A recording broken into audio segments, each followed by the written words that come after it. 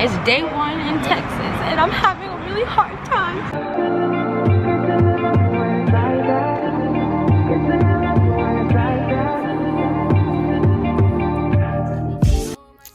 What is up, you guys? Welcome back to So I am in Texas now. This is day 1, July 1st. Happy 1st of the month. Happy second half of the year. Get a bag, run up a check, do a booty shake. I don't know, period. Anyway, this is my new room. And I'm just really happy. I don't think, I was literally like, I have to tell you guys. Because I was literally like, just now, I had went to my stepdad to find some, and don't ever get it twisted. I always reiterate this. Stepdad is just to differentiate because I have 2 dads so that I know who I'm talking about. But don't ever get it twisted like step means anything. That's my rock. Like, he been there, okay? But anyway, my stepdad, I was asking him if he had hangers, and he was like, boom, there's some hangers, boom. But I just feel like I've never been in a more blessed position in my life because I feel like people who are blessed know what they have. You know what I mean? Like, you know what you have. And I feel like everyone has a reason to feel blessed, but I think for a long time, I wasn't feeling blessed, but I was blessed. You know what I mean? And I just wasn't appreciating what the blessings were. And now that I've went to the world, I said it like I went somewhere else and then went to the world and came back or something. But now that I went into the world just like an adult, air quotes, heavy on the air quotes, because I feel like nobody's an adult. Like, sorry, adult is just a phase in life. It's not like anyone actually knows what they're doing. Nobody knows what they're doing. So anyway, when I actually became an adult, I just feel like I started to see life obviously in a different way than I did when I was a kid. That's literally everyone that I know. But I'm just grateful that 1, I was able to do what I've done. 2, I was able to come back home. 3, I have family who I might have felt like when I was growing up I couldn't ask for everything I wanted, or I might have felt like, and that probably wasn't even the case. If I would have actually asked for what I wanted, I probably would have had everything I wanted. I just would be like, well, I don't want anyone to feel bad, or I don't want to be told no, but I don't know, I just feel like anything I felt like I didn't get, or I felt like I wanted this, everything is fine now. You know what I mean? Like, maybe I didn't get, like, for example, when I was in high school, for some reason, this is so stupid. Oh, actually, I know why I didn't ask. Now I know why I didn't ask. I was working at a shoe store in high school for a little bit, and oh my god, I just found a gift card from my cousin. Shout out Audrey. But yeah, I worked at the shoe store, and they had Doc Martens at the shoe store, and I really wanted Doc Martens so bad. But I saw that they were $100-something, and I just felt like that was so much money for my mom to spend on shoes, so I never asked for it. And I would see people walk around. Shout out Jada Brontes, rest in peace to her. But she had on Doc Martens, I think. But I've seen like people in Doc Martens, and like I would just be like, I really want some, but I never, when I say I never opened my mouth, you guys, my mom probably didn't know I wanted Doc Martens until I had Doc Martens when I was in college and I bought them myself. Like, she probably had not a clue that I wanted Doc Martens. So I just wouldn't ask for them because I was like, they're $100, you know. I felt bad. Like, the house is expensive for some shoes. So I never asked for it, and yeah, I never asked for it. And like, fast forward to now, I feel like the more I've been able to vocalize what I need and ask for what I need, my parents have been able to give it to me. I called my mom bawling. I called my dad bawling too, my dad. But I called my mom and my dad. My dad's like, breathe in, breathe out, relax. So I was like, I just went in, I was bawling, y'all. And he's like, breathe in. I'm like, he's like, breathe out. He literally had to talk me through it. He's like, okay, now say it again, slow down, tell me what's going on. And then I told him everything that was going on. And of course, he was like, well, what you mean? So basically, let me give y'all some real tea because somebody's real. So what happened was, case in point of all of that, for me to say that, first of all, was just that when I started to reach out and tell them what I needed, they were able to be like, okay, cool, we got that. Come on, you know? So I had called, so basically, me and my ex broke up, and I personally felt like the relationship was becoming toxic or abusive, right? No offense to him, he's not a bad person. Don't go bashing him. Don't do nothing to him. Leave him alone. He's a good person. He just needs help like everybody else, period. So I will always defend him, honestly. That's just what it's going to be, because there's no need to try to break someone down or bash them for who they are or what they've experienced. You know what I mean? But anyway, so I just felt like the relationship had played its course and it was time to part ways or whatever. So of course I was devastated, but I was sad and, you know, just so much emotion. So I called my parents. I called my dad first.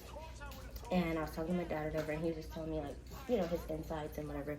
And then I called my mom, and she was like, I was just like, I don't really know what I'm gonna do, like, because me and my ex lived together, and we paid rent together. So I was just thinking, like, I can't afford rent by myself, and I don't want to. Thankfully, I was renting a room from my cousin, so, like, all of my family, like, you guys have to remember, I moved to Georgia and rented an apartment, and then I rented a room, and then I got kicked out, and then I was renting a house for free. And then from there, I was renting a room for my cousin. So if I was renting anywhere else, I would have to have stayed where I was. If I was renting in a different state or with a different person or anything like that, I would have had to stay where I was. But because I was renting from family, I was able to get out of the lease. You get what I'm saying? But anyway, so yeah, I was just like, shoot, like, what am I gonna do? Like, I was trying to weigh out all my options. I was telling my cousin, like, can I pay less for rent now? Or like, what can we do? So my cousin's trying to figure out what she can afford, what she can work out for me. My mom, I called my mom. My mom was like, come here, get to Texas. We gonna come get you. You're gonna be fine. We're gonna come get you. Like, do you wanna come to Texas? And I had to really decide, like, do I wanna go to Texas? Do I wanna stay here and struggle? Like, what do I wanna do? And so my mom had called my mom back, and we just prayed. And then it was like, you know what, I need to just go ahead and move to Texas. So that was like probably like a week ago, like literally 1 week. Like, I'm not even shitting you, like 1 week, and now all of a sudden I'm in Texas. And completely unexpected. Like, this happened Father's Day weekend, I think, and it's literally July 1st. So yeah, so my mom's like, all right, well, cool. So my mom booked her flight. She came to Atlanta. Before my mom got there now, I would get paid on the 15th and the 30th, right? But because I didn't have that job for long, the first couple checks were small, and then, like, I was waiting for the bigger check, all this stuff. So I'm waiting. Keep in mind, I lost my job / quit my job March or April. First week of April, I had quit my job, and then I didn't find more employment until far after that. But I was just like, I don't know how I was managing, to be honest. Well, Mike was helping me. I was helping myself through, like, Instacart, Grubhub, stuff like that. I had a few waist bead sales, and then I had a little bit of small lump sum from my last check from quitting my nanny job. So I was just making it work, whatever. But case in point is, it got super duper tight between April and May, and I fell behind on a whole bunch of bills. So when it was time to move, I was freaking out because I'm like, shoot, they just turned my car insurance off. Like, literally had just turned my car insurance off on the 16th of June. Me and my ex broke up, I think on like the 19th or like the 20th or something like that. And then I was planning my move right after that, because I was just like, well, I'm gonna just drive safe, get back in position, and get my car insurance when I get paid. You get what I'm saying? So once everything went the way it went, I was like, oh my god, like, this is bad. And so I was like, how am I going to drive? Because that's the thing. Remember, my mom booked a flight for Texas, from Texas to Atlanta, to drive my car, because I have a car, to Texas. So I'm sitting there like, how the hell am I going to drive across country 12 hours with no car insurance? I know people are out here riding dirty. I've never been that, okay? No offense to anyone who's doing that. If you feel comfortable or if you can't afford it or whatever your case is, baby, I am not judging you. But I know for me, the one thing that keeps me feeling like, you know, if shit hits the fan while I'm driving is me having car insurance. So, you know, that's just what it is. So I was like, bro, what am I gonna do? So I called my dad. Because I'm like, my mom just booked a fucking flight. Like, and I'm about to go live with her. How disrespectful would it be to be like, hey, you're doing all this, and can you also, girl? So I call my dad, and I'm like, Dad, SOS, I need car insurance. I need to be checked back on. And he's like, all right. So he sent me the money to do that, and I was so thankful, because you guys have to remember, like I said in the beginning of this whole rant, I don't like asking for anything. I've always felt like I've been smart my whole life, okay? I've been very intuitive. Is that the word I'm looking for? Intuitive? Where you just kind of pick up on things. You're like, something ain't right, or she don't like that, or she ain't feeling that, something, you know? I've always been able to pick up on energies and stuff like that. So I would always feel energy shift. You know how adults are when they're trying to handle stuff and keep it from the kids, whatever. I just feel like I knew what was going on, so I didn't want to ask for stuff because I'm just like, nothing's free. Like, I figured that out very young. Nothing's free. So if I'm always asking for something and nothing's free, how the hell are they gonna? Do you know what I'm saying? Like, I was worried about adult stuff as a kid, basically. Nobody's fault. I don't know, whatever. But I don't like asking for stuff. So when I finally opened my mouth and asked for stuff, especially from my parents, they're like, here, we got you. So I don't know. I guess the whole point of this rant was just like, ask and you shall receive. And even if you don't know what your blessings are, search for them, look for them, because they're right there in front of you. They're literally right there in front of you. You just have to change your mindset, and you just have to be a little bit more optimistic. And I know people hate the whole it's bad but it could be worse thing, and I hate that too. I'm not gonna lie to you. Like, if I say I got in a car accident, they're like, but you could have died, I don't want to hear that. I really don't. However, when you're having really tough days and nothing is actively that pressing, try to really be like, it could be worse, bro. It really legitimately could be worse. Because think about it. For me, when everything happened in October where I got kicked out, story time coming soon, I could have been on the streets that night, or I could have had to sell my body. Like, anything could have freaking happened, and I didn't have to do that, you know? And realistically, if I called my mom back then, she probably would have told me to come home then too. So it's kind of like realizing I had my options laid out in front of me my whole life, and I just didn't feel like they were options before. And now I'm like, everything is an option. You have so many friends, you have so many family members, and then you have solid immediate family. I have very solid immediate family. Like, if I told my sister some shit went down right now, they would be there. Whether it would be in person, whether they would call me, whether they would text me. My brother is extremely comforting. My brother is very, are you okay? You know, like, whatever else, whatever, but are you good? You know, like, my sister too. My sister Mia, y'all know Mia. If y'all don't know Mia by now, y'all need to go find her. She has so much social media that you can follow and engage with. But Mia, like, super caring, super genuine, and that's the other thing too. Mia is an Aries, so if she tells you something and it hurts your feelings, you just have to try not to take it that way. You know what I'm saying? Because she's literally just trying to help you. But moral of the story, shout out to my older sister too. But moral of the story is just like, and obviously Audrey, you gotta shout out before everybody. I just shouted you out. But that's my girl too. Audrey goes without saying, if y'all didn't know. That's like my best friend slash sister slash everything. But I don't know. Case in point is just like having the solid immediate family I have, having the solid family I have, having the solid friends I have, having the solid followers I have. Y'all came through flooding my DMs when I was like, can y'all just send me some prayers and some love? People were flooding my DMs with nice things to say. There was literally this girl that said, in Jesus' name, you know, she was praying, like, she was praying to me through the message. Like, that's beautiful, you know? But I don't know. I just ranted for literally 13 minutes, and I didn't mean for it to be that long. I literally meant this clip to be like 2 to 5 minutes. But the moral of the story is, count your blessings, even if you don't know what they are. Count them, find them, look for them. Breathe in, breathe out, and then be like, wow, I'm so blessed, I can breathe. Some people need a breathing machine. Like, let's really change our mindsets, y'all. It's July 1st, okay? I'm gonna try my best to get this vlog up as soon as possible as well, because I keep saying it's July 1st, so I might as well get the video up on time, so folks can,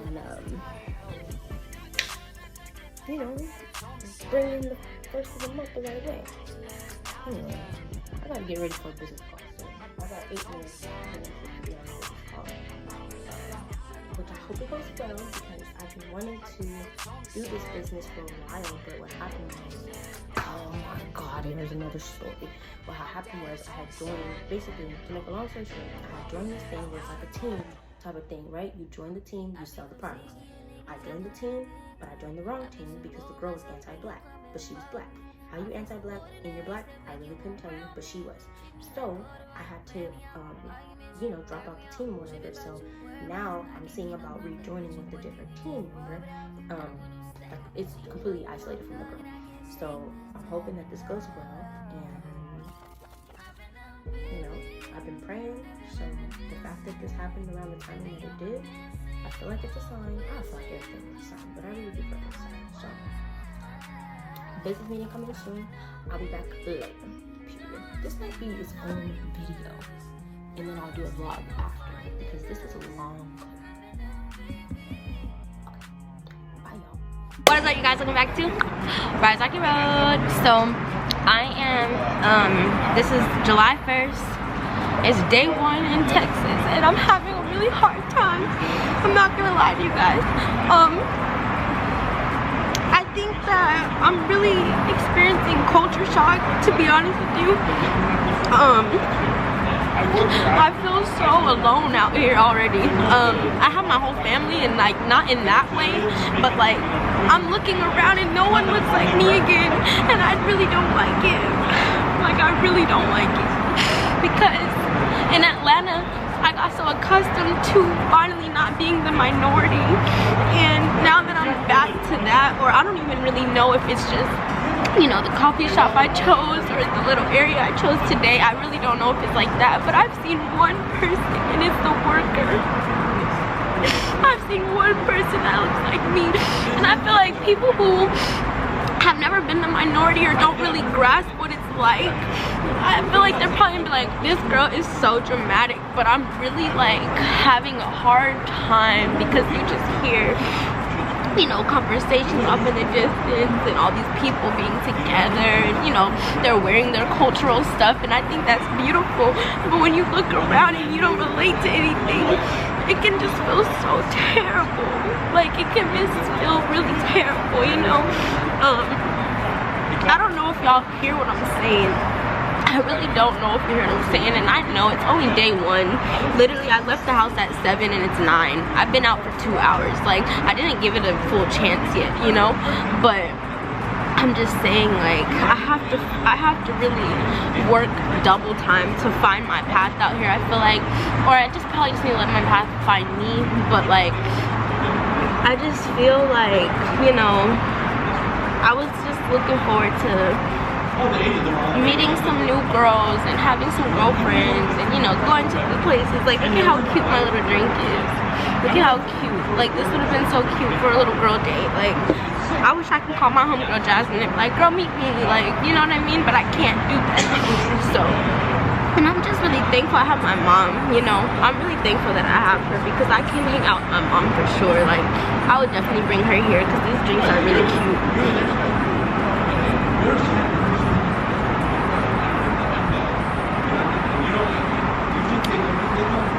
It's really good. It's a tasty drink. But I'm glad I have you guys too, honestly. Thank y'all so much for all the support. I don't care if some videos get 3 views and some videos get 50 views and some videos get 2,000 views. Any amount of views that I see, I'm excited for, I'm happy for, I'm thankful for. I see y'all's comments, I see y'all's interaction. Like, I appreciate it so much. I appreciate just like the slow growth on my channel, because I know what that means. It's real. So, you know, I'm really thankful for that. But yeah, I guess I was just having like a transparency moment of just, you know, I really don't know if I'm gonna like it here. I really don't know. I'm not saying that I don't. I'm not saying I don't. I like the weather so far. Like, I like when it's super hot all the time, because then I could dress like a hoochie. And no one could be like, why is she dressed like that? Because bitch, it's hot as hell.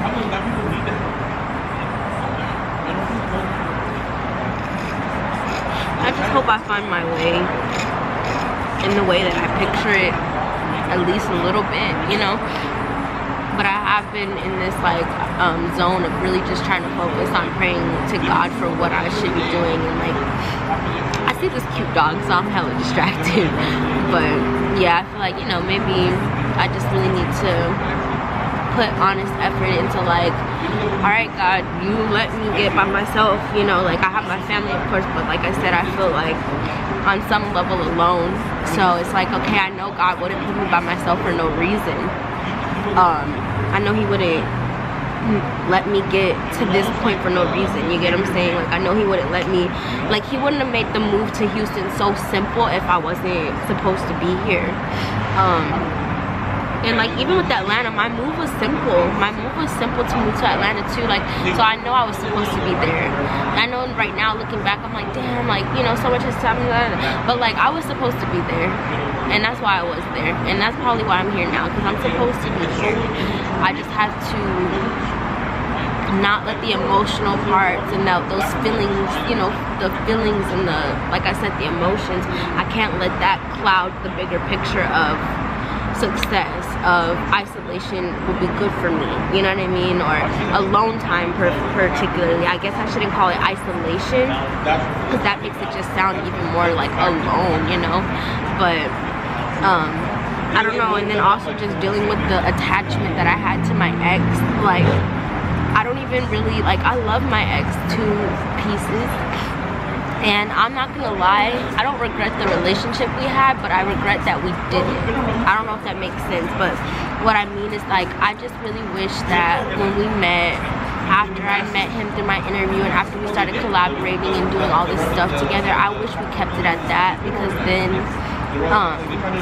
we could still be connected in some way, and it wouldn't be a boundary crossing, or wouldn't be playing with emotions, or it wouldn't be, you know, mixed signals, or, you know, going down memory lane, all that stuff. It would just be two friends that both work on content who can be cool, you know. But like, I feel like, you know, at first during the breakup, I have talked to him multiple times. We have texted a few times, nothing lovey-dovey or anything, but, you know, just talking like, oh, how you doing, what you on, you know, how's the content, whatever. And I just feel like at this point right now, I need to stop communicating with him for a little bit, just to help heal my heart a little bit and get through some of the attachment that was there. Which my point of bringing that up is, of course, my brain goes, if you can't talk to him, then who else can you talk to? And I'm like, well, I can talk to a different guy or something, you know. And like, I don't know, it's like, I don't need to do that right now. I don't need to do that right now. It's just me trying not to really feel my emotions of what is going on right now. You get what I'm saying? Like, if you're trying to detach from somebody else instead of just attaching to yourself, it's easier to just like unglue and just re-glue yourself somewhere else. You get what I'm saying? Versus like, if you unglue, then it's just you. And there's nothing wrong with that, but I think that, you know, I definitely have some attachment issues, and they're showing. So yeah, I don't know. Whew, I just went through a wave of emotion. I started this clip bawling, so at least I'm smiling now. I have some chips in the car. I'll be right back. I'm gonna go. Alright, y'all, so I'm back in the car, but I actually forgot. It's 9 right now, and I needed to go to Walmart because I wanted to pick up some like hair products and, you know, a few things tonight before it closes. It closed at 11. Maybe I'll leave here at 10 and go straight to Walmart really quick, just to grab some hair products so I can do my hair. Alright, let me edit this vlog, y'all. It's an hour and some change, and I already know it's gonna take me like 2 hours to edit it, and I wanted to finish it here, but when I got here, I had so many technical difficulties that I just started editing. And like I said, I left the house at 7, which means I got here about 7:25, if that, and I just got to the point where I could actually start editing the video. It's ridiculous. I'm so pissed. You guys, my mom was at Walmart. My mom was already there, so she's getting what I need, and I don't have to go. She understand I can't take her everywhere a nigga going. I've been in the field like the children of the corn. I can